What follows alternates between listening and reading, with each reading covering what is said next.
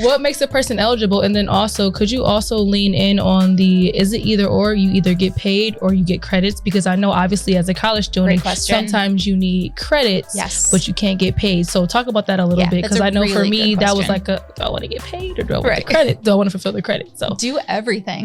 We don't want to cut off any opportunities. Our only requirement on that end is that it's paid. If you can get paid and earn school credits or meet a school requirement for graduation, fantastic. We support you. We don't navigate the school end of thing because we are not an actual education institution. That's something that's up to the college student to navigate how to get that school credit, but we support that 100%.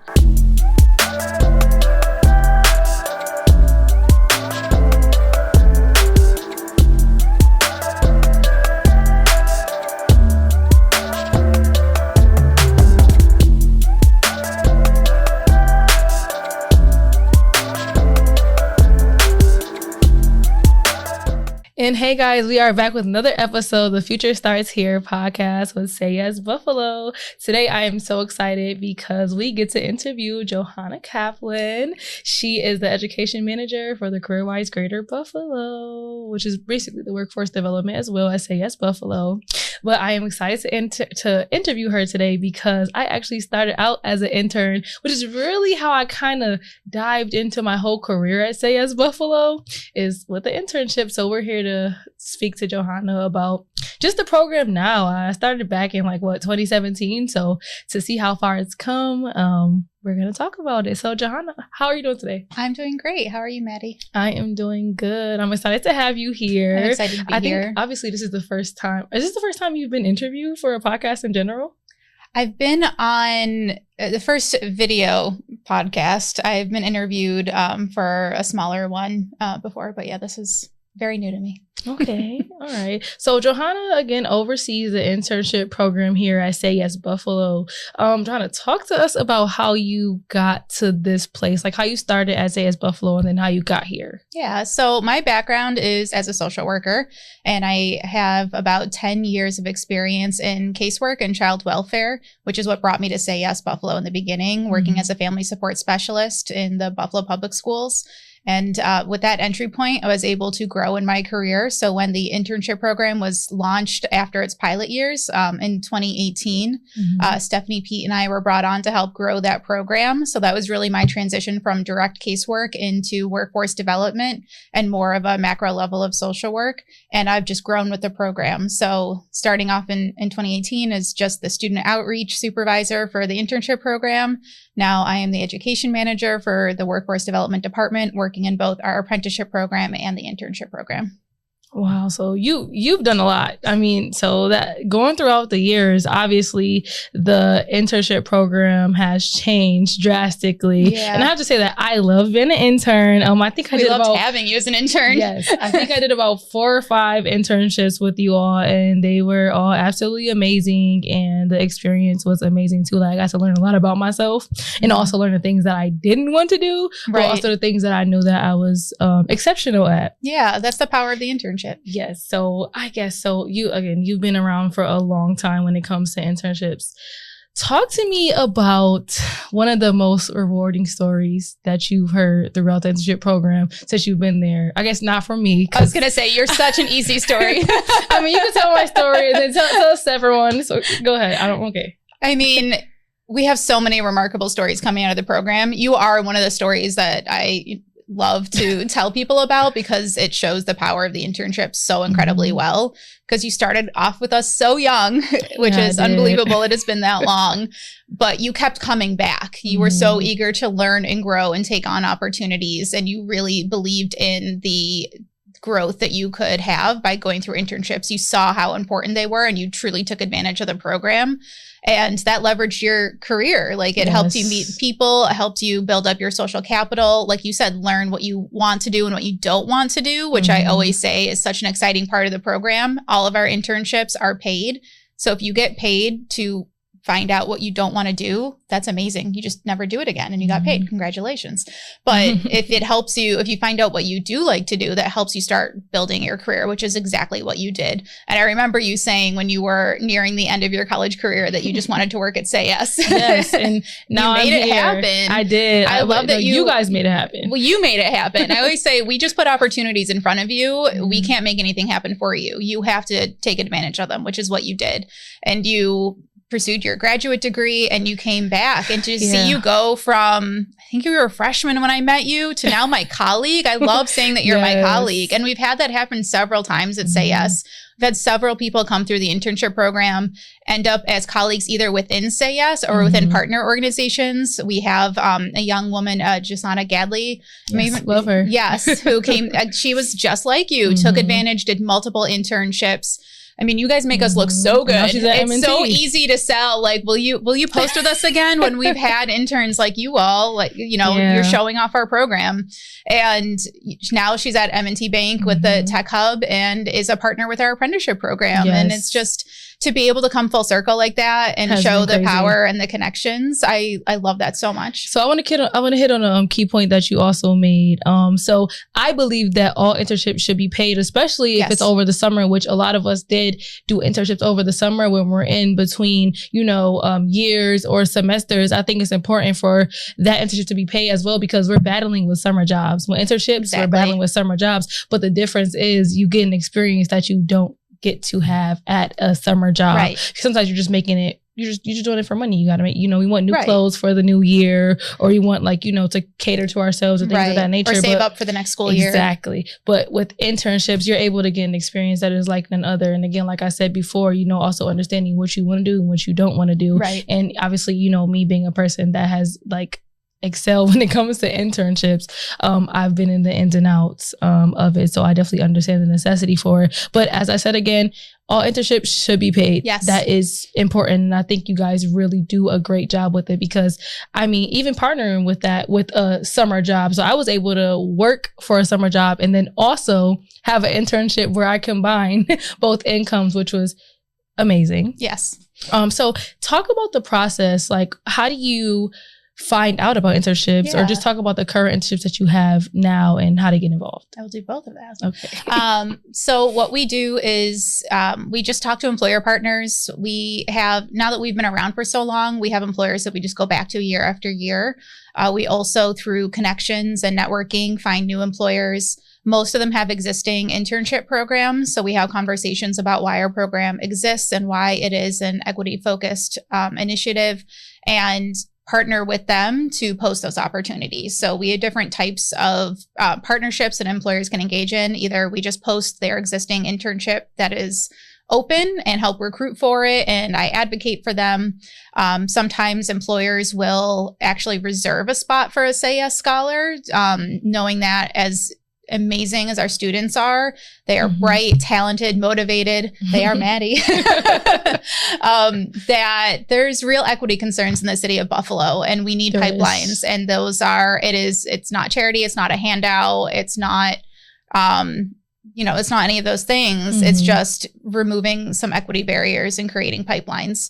And some employers even just create positions that are solely for a Say Yes scholar. There was no internship before, but they create a position because they want to partner. So we have all different kinds of partnerships and are open to any and all, as long as they're on board with the equity-based mission of this initiative. So, it's just a lot of networking and figuring out who's aligned with our values and who has really good internship opportunities. It's really important that they are involving project-based work. It's not just filing and answering phones. And I think internships have come a long way since that was the standard. That's no longer the case, because I think employers really see internships as the hiring-based initiative that it should be. It helps them train up their own staff and helps them figure out who they want to hire once folks are done with college. So really don't have to worry as much about that anymore. But, just want to make sure that people are going to walk into a good experience, because that's really important to us. So how many, I don't know if you have the number on top of your head, how many employers have we partnered with thus far when it comes to the internships? It varies year to year. The pandemic definitely changed things, and people who had the capacity, because we do require that they are paid. Like you said, it is necessary. Folks shouldn't have to make a choice between this professional development experience and needing to earn money over the summer. And you should be paid for your labor. So, that sometimes decreases who we can partner with, especially when it comes to non-corporate types of organizations that maybe just don't have it in the budget. I think this past year, don't quote me on the exact number because I don't memorize numbers well. I think we had 13 employers this past summer that hired. I already have several posted to the website. So we have 2 posted for spring, even though most of our internships are over the summer because that's when college students have the most free time. We also do post ones over the spring. They're usually not as many hours per week, a little bit of a lighter load, but it is, just another great opportunity. So we have 2 posted for the spring, and we currently have 2 organizations that have posted for the summer with 1 on deck. So it's happening. It's already starting. Some companies hire very early for the summer, but we'll be posting, through March and April. But really encourage students to start looking now to see what's available. So with those current postings in mind, what makes a person eligible? I know, so I have that question, and then also we talk about that a lot. So what makes a person eligible? And then also, could you also lean in on is it either or? You either get paid or you get credits? Because I know obviously as a college student, sometimes you need credits, but you can't get paid. So talk about that a little bit, because I know for me that was like do I want to get paid or do I want the credit? Do I want to fulfill the credit? So do everything. We don't want to cut off any opportunities. Our only requirement on that end is that it's paid. If you can get paid and earn school credits or meet a school requirement for graduation, fantastic. We support you. We don't navigate the school end of thing because we are not an actual education institution. That's something that's up to the college student to navigate how to get that school credit, but we support that 100%. And as far as eligibility, it's a little bit different than the scholarship eligibility. We just care about where you graduated from high school. So if you graduated from a Buffalo public or charter school and lived in the city during that time, then you are eligible for an internship through our program. In order to start your internship, we do say that applicants need to complete 2 full semesters of college before the internship starts. So say you're a freshman in college right now, you're looking at the spring internships, you're not going to be eligible yet. We just want you to focus on transitioning during that first year and finding your footing. Very important, very important. And sometimes you don't realize what that transition is, and then you take on too much, and we just realize how big that first year is. So that's why we have that requirement in place. Exactly. And then otherwise it's up to the employer. So some employers do have really strict requirements as far as what year in school you are and what you are studying. Some are much more open. So it really just depends on the posting. So I always tell students to read the postings carefully. They have a lot of information, but that's for a reason. It's to help you figure out if this is right for you or not. We want to make good matches for both the students and the employers. So for the most part, you allow the employer to obviously update and create the process for eligibility requirements. It's a collaborative discussion. I always encourage to be as open-minded as possible, but when you have like an accounting internship, that's going to be, they're going to need a little bit more of a specified skill set. I would never go into accounting. Do that. No. Exactly. So, because I also understand that when you're in college, sometimes you can just have an internship that is not in your major or your minor, just something that you want to get experience in, you're able to do. But then sometimes there is a requirement where you have to get this for your specific major. So you leave that up to the employer. Yes. And it's also what the employer has the capacity for. Some employers want more advanced students because they're really looking at that hiring pipeline, and some are willing or are able and the capacity to do a little bit more of the teaching when the earlier end, or more open to students who are doing that career exploration. You don't always know what you want to do because you haven't experienced anything, and definitely not that young. I mean, I always say I never could have told you I would have fallen in love with workforce development because I didn't know that was a thing when I was looking at careers. So you only know what you've experienced. And so I try my best to find as many open opportunities as possible to give folks that chance to do that career exploration hopefully that's the power of the internship. Again, I'm going to keep saying it that way, but I just truly believe in that. And the more internships you have, the more you figure that out. And the earlier you start, the more opportunities you have to figure that out.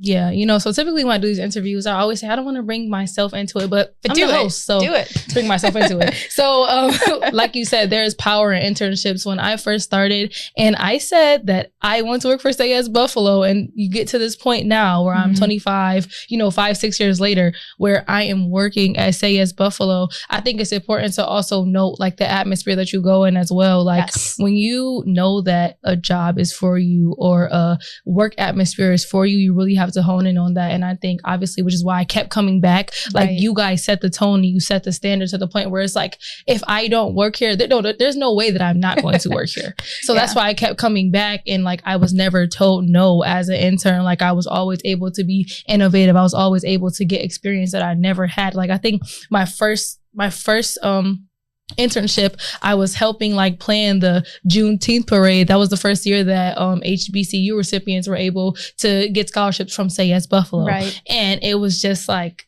this is crazy. Like, this is insane to do something like this. And we were thinking about like, you know, getting a marching band and creating pamphlets that say, you know, I'm going to HBCU, you know, really changing like a scholar's life in Buffalo. And I was just like, this is what I want to do. So now fast forward, I help lead the planning of Juneteenth, full circle, but never thought I would be doing that from starting. But it's like, this is where I want to work. And then also it's important to have an employer that believes in you. I think you guys do a great job with cultivating that, but not only that, also starting that internship. But then I also want you to hone in on the following up supports after the internship. Like I think you did a great job and Stephanie did a great job when she was in the role as well.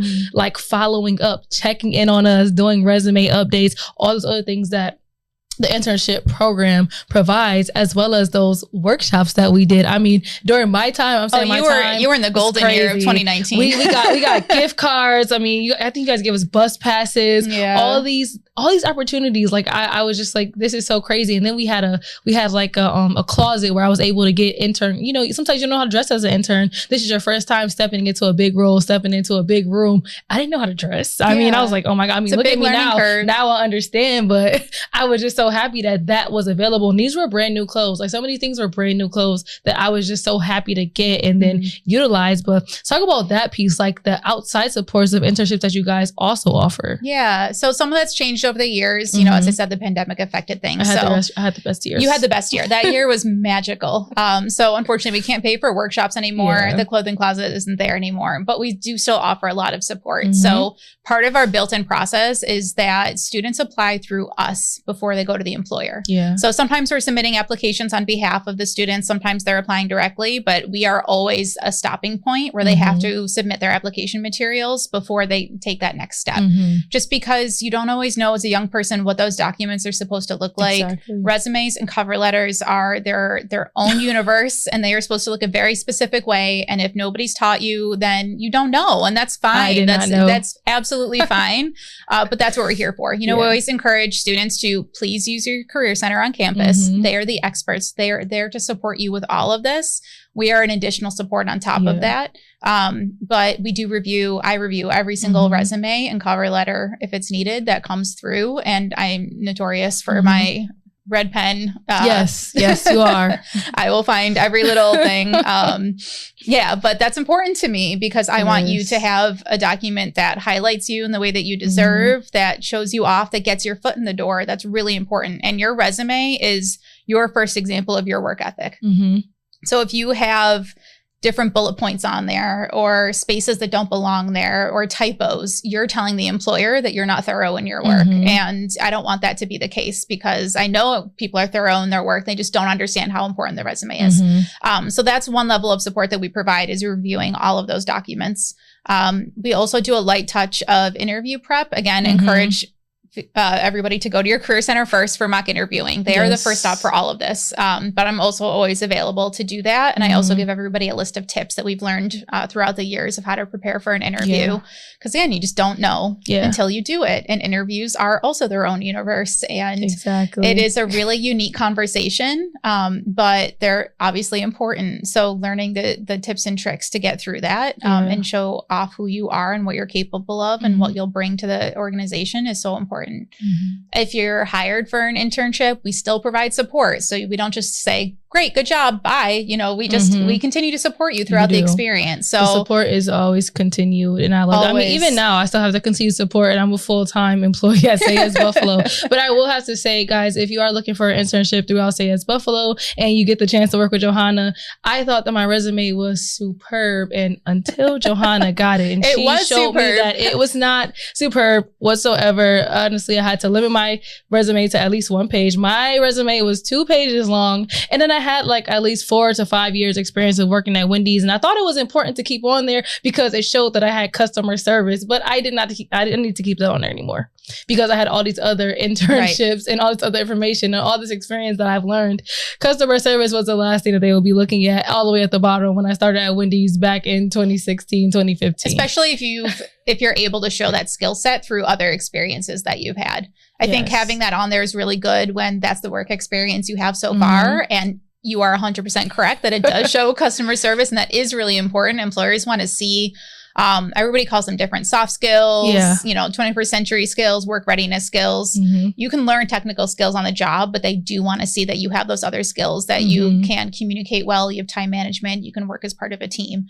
So that is something that we also help students do when they apply, is help pull that out of their work experiences and help make sure that their resume is speaking to the actual job description, especially cover letters. You know, you don't want to, templates are good to an extent, but you never want to submit something that is just completely unaligned, or a cover letter that looks like it could be sent anywhere and has nothing to do with that actual opportunity. So we go through all of that. It takes time. It's a lot of back and forth. You have to be very responsive to your email to get it done in time, but it's really important, and it's all for a reason. And again, that support during the internship, I'm not going to be on top of anybody, but it's just there to check in, make sure you're having a good experience. If you have questions about what's going on in the workplace, just because it might be your very first internship and this is all very new and you don't know how to navigate certain experiences. I'm here for that. I have an open door policy. Don't wait for me. Reach out to me. Ask me questions. I always say call, text, email. I respond to everything. So that's what I'm here for. And I support the employers. So I check in with them during the internship as well to make sure that they're having a good experience. Get that good balance. Yeah. Okay. We just want everybody to feel like this was valuable across the board. So we also, you talked about the workshops. That's changed over the years, but we always start off with a professional skill seminar, which again, just talks about those work readiness skills and demystifies some of like the corporate jargon that they might hear going in, or give tips and tricks on how to exist as a professional in these spaces. So we're going to talk about tips. I just have one last thing because we're going to start wrapping up here. So give us just one tip for current interns or soon to be interns or potential interns. Yes. What's one tip that you would give them going into their internship? If they were hired for an internship? Yes. Give us one tip. Just one? Just one. Trust I know you have tons. Yes. Trust in yourself. Trust in yourself. Your voice matters. Even if this is your very first internship and you are the youngest person there, you have something to offer, and trust in that. This is second tip, but while you're open to learning. Of course. You can't give Johanna can't give her one thing of anything because she's going to go above and beyond. There's so many. But trust in yourself, trust in your voice and what you have to offer. You were hired for a reason. You're not being hired. They want you there and they want you to contribute. So believe in that and just trust in your voice and make your contributions.